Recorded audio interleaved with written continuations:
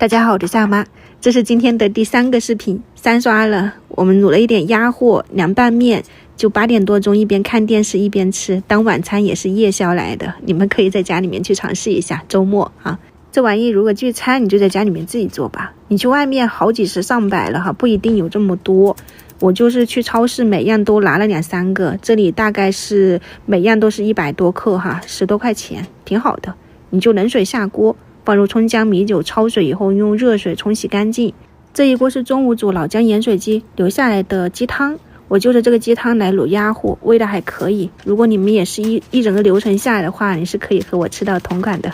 然后卤料包我没有自己炒了，你们有机会就自己去拿卤料包加酱去炒一炒。我用的是湖南的这种香辣的卤料包，不够辣你就加一点干辣椒进去。配料你们自己参考一下啊，我觉得味道还是可以的。里面有调味，我就啥都没加，而且我这个鸡汤本身就有盐味嘛，它这种里面是有炒糖色的，后面它煮着煮着盐这就上来了。这些肉我给它煮了有20分钟左右，鸡爪不耐煮，煮好了我就提前给它捞出来，避免到时候太烂糊了。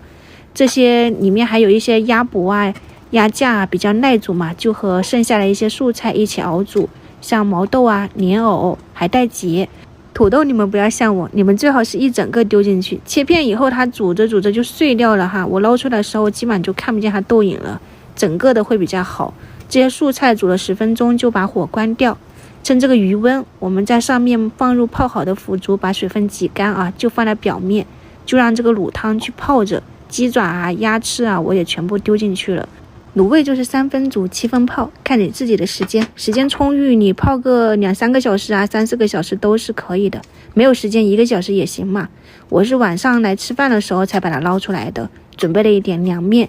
家庭版本的卤鸭货就搞定了，大家参考一下。真的，你看夜宵吃这个有荤素搭配，你还可以额外拿出来一点，放一点蒜末啊、香菜、葱花、花生、辣椒、红油。然后一勺这种热卤汤卤油给它拌一拌，就是你在街边可以看到的这种热卤鸭货、热拌这种卤味都是很好吃的，大家参考一下啊。